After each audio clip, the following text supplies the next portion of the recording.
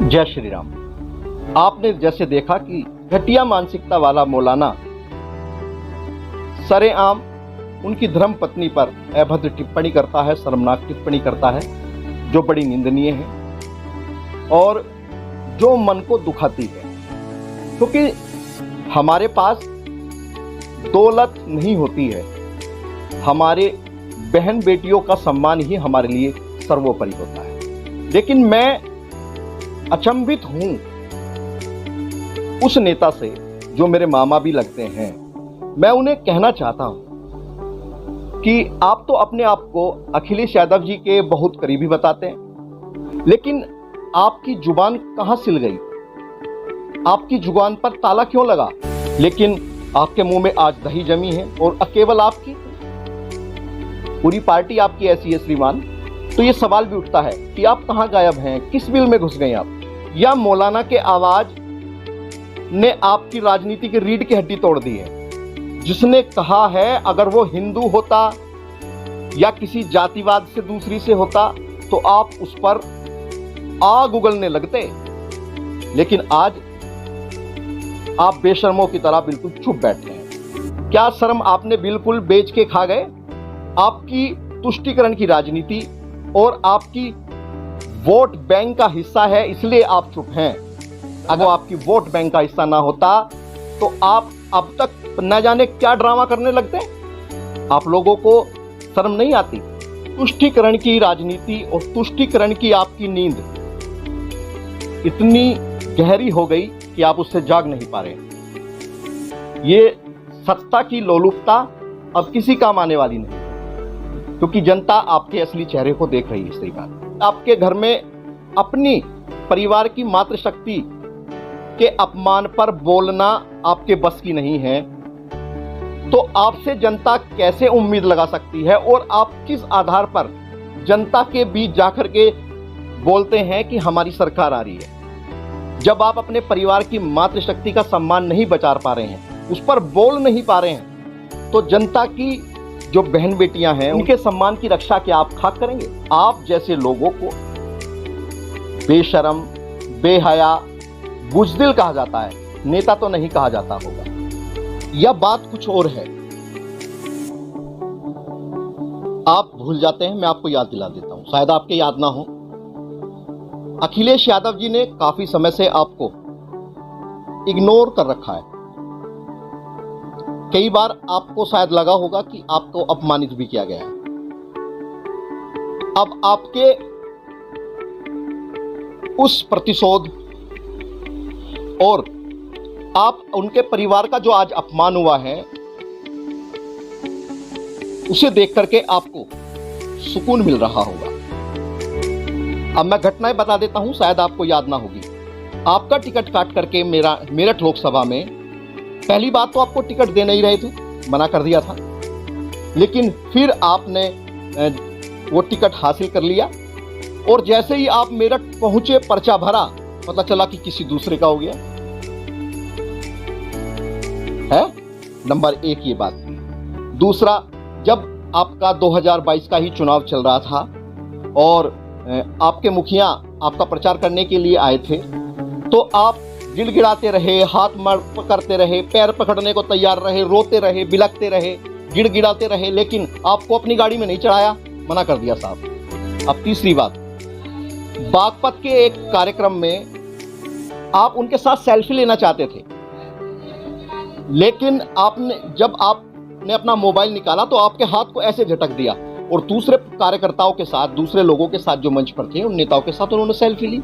एक वीडियो मैं देख रहा था, उसमें आप अखिलेश यादव जी के बिल्कुल बराबर में, अखिलेश यादव जी इसलिए बैठते क्योंकि उस पर तौलिया लगा हुआ था, और उसके बराबर में आप बैठ गए। अखिलेश जी ने मंच से देखा, भाई ये कौन बैठ गया, अपनी सुरक्षा कर्मी को कहा और उठाकर आपको पीछे भगाया। जब मुलायम सिंह यादव जी का जब निधन हो गया, उनकी अस्थि विसर्जन को आप हरिद्वार गए थे आप भी, और उनके परिवार के साथ आप किसी से सामने से ऊपर से फोटो खिंचवा रहे थे, क्योंकि लोगों को आपको दिखाना पड़ता है कि आप अखिलेश यादव जी के कितने खास हैं। तो अखिलेश जी ने इस चीज को देख लिया शायद, और उन्होंने अपने सुरक्षाकर्मी को इशारा किया और उसने आपको पकड़कर एक कोने में दिया करके छोड़ा जब मेरठ से आपका टिकट काट करके दूसरे को देने की बातें चली तो फिर आपने धमकी देनी शुरू करी। राजनीतिक गलियारों से इस चीज की जानकारी मिलती है कि आपने धमकी देनी शुरू करी कि मैं समाजवादी छोड़ दूंगा। अखिलेश यादव जी ने आपको लखनऊ बुलाया और आपको अच्छे से धमकाया, हड़काया और कहा लिखो इस्तीफा। आपकी औकात बता दी आपको। एक बार गाजियाबाद में आप किसी मीटिंग में गए थे। मीटिंग में जब आप पहुंचे तो मीटिंग में जाने के बाद पुलिस ने आपको अंदर नहीं बढ़ने दिया था और आप कह रहे थे मैं अंदर जाऊंगा, तो पुलिसकर्मी ने बताया आपका नाम ही नहीं है भाई साहब। अखिलेश यादव सामने से देखते रहे, वीडियो में है, लेकिन आपको अंदर नहीं बुलाया। तो मुझे लग रहा है कि आप उस अपने अपमान का आज बदला ले रहे हैं, इसलिए आप नहीं बोले होंगे।